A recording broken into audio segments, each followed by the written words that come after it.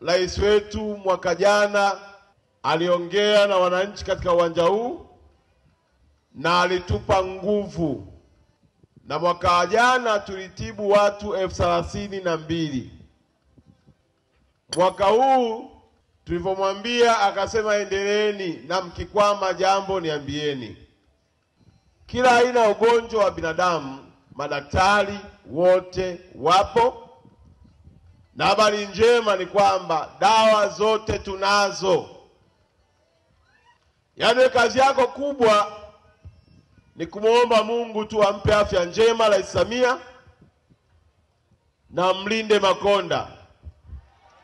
Baada hapo kila mwezi wa 6 unakuja mahala hapa, unacheki afya yako bure bila kulipa hata 100. Na ukiona kuna shida, madaktari wanakuandikia dawa, unaenda unachukua dawa.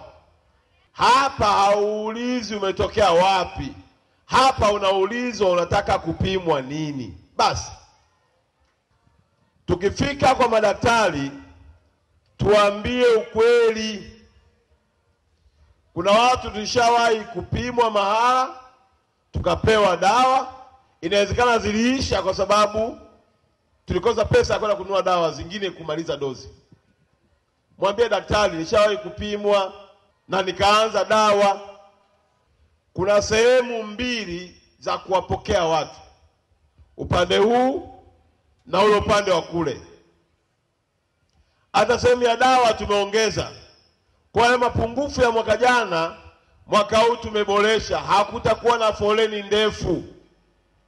Usichukue namba ya mtu, usilipie namba.